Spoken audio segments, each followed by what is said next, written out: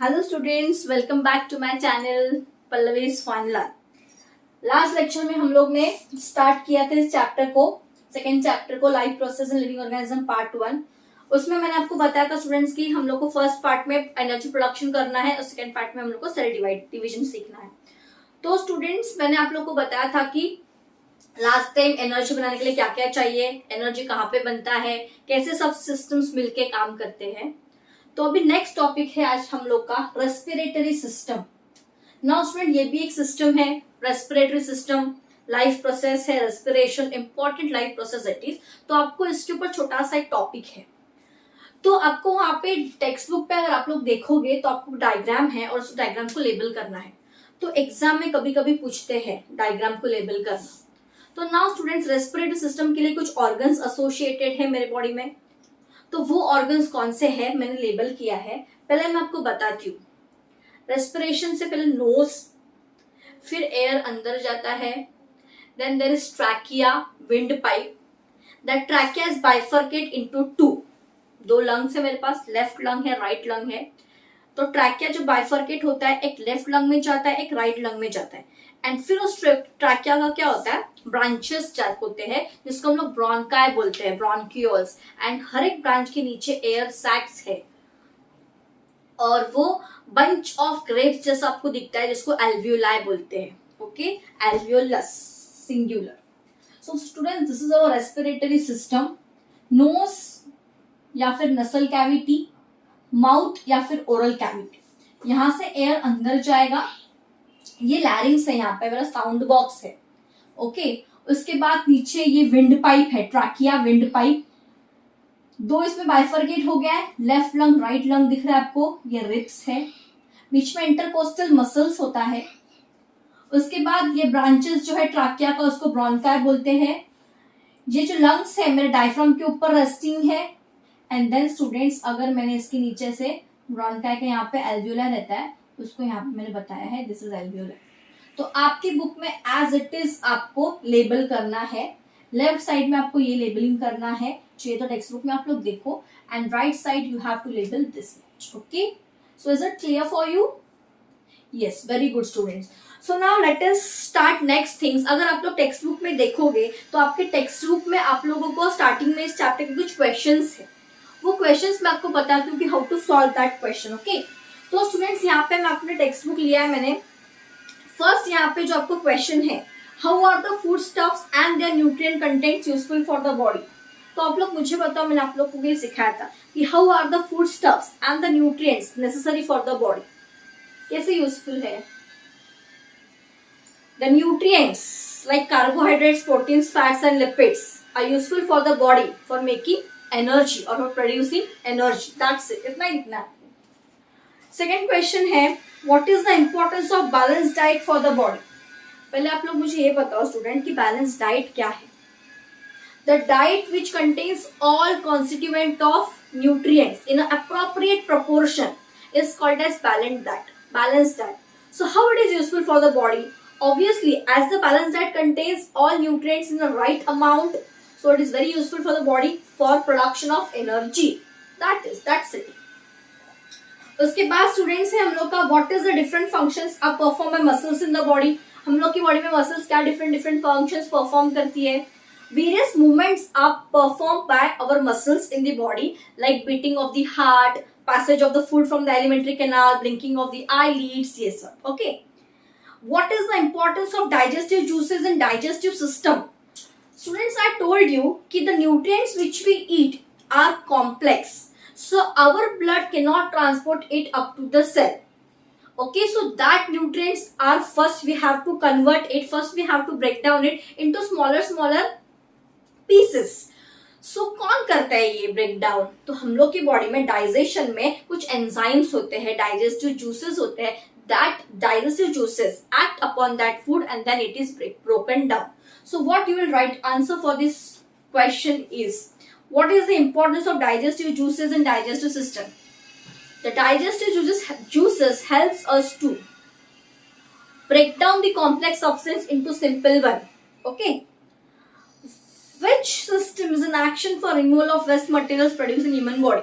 हम लोग की बॉडी में जो भी स्टूडेंट्स अनडाइजेस्टेड फूड है उसका क्या होता है? It is thrown out of the body. So which system is used in this?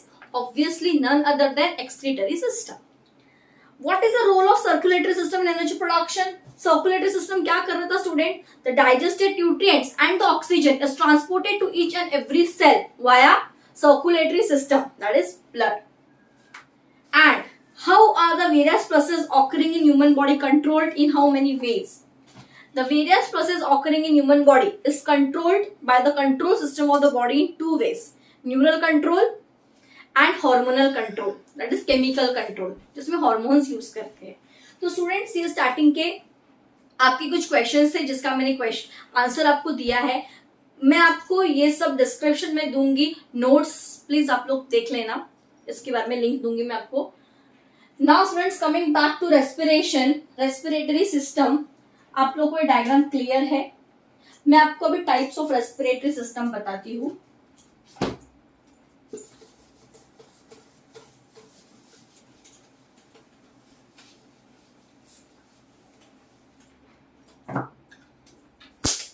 Respiratory system is of two types. Okay, first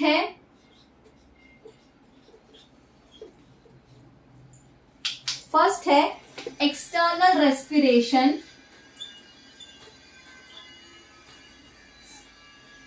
and second है internal respiration. Okay, external respiration is also called as breathing,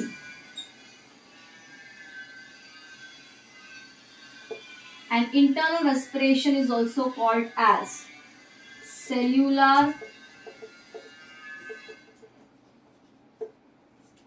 respiration. Okay, so students, external respiration, breathing.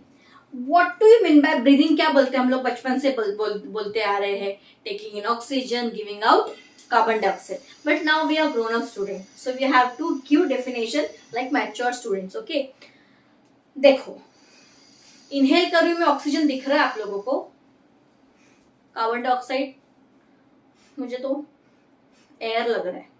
तो आज के बाद जब भी आप लोग इसका डेफिनेशन बोलोगे ब्रीदिंग का, taking in oxygen rich air, air आप लोग इनहेल करते हो जिसमें आपकी बॉडी, जिसमें ऑक्सीजन ज्यादा होता है, and exhalation means giving out carbon dioxide rich air. So ये जो मेरा एक्सटर्नल रेस्पिरेशन है, इसमें दो प्रोसेस है, inhalation and second process is exhalation. Inhalation मतलब taking in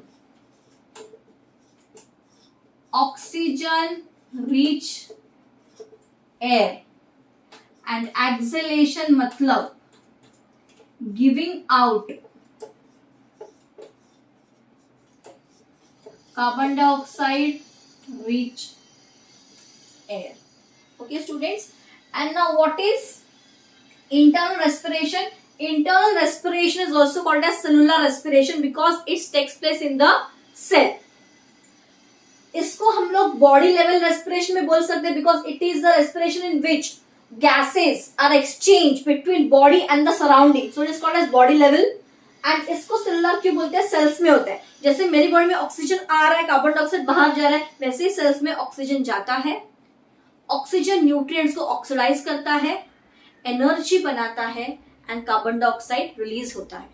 So student, respiration is of two types: external respiration and internal respiration. External respiration is also called as body level respiration or breathing, and internal respiration is called as cellular respiration. External respiration is the respiration in which the gases are exchanged between the body and the surrounding. It has two main processes: inhalation and exhalation. Inhalation means taking in oxygen rich air, exhalation means giving out carbon dioxide rich air, and internal respiration is the respiration which we also called as cellular respiration. The respiration which is taken place in cell is called as cellular respiration. Here oxygen enters the cell, oxidizes the nutrients, and carbon dioxide is given out, is released. This is called as cellular respiration. समझा students? इतना ही है यहाँ. Okay, तो आज की video में अगर आपको कुछ भी डाउट्स होगा तो प्लीज मुझे कमेंट सेक्शन में बताइए, और अगर आज का वीडियो आज का मेरा आपको अच्छा लगा होगा तो प्लीज मेरे चैनल को लाइक कीजिए, सब्सक्राइब कीजिए और शेयर कीजिए। ओके, एंड नेक्स्ट हम लोग नेक्स्ट वीडियो में देखेंगे। थैंक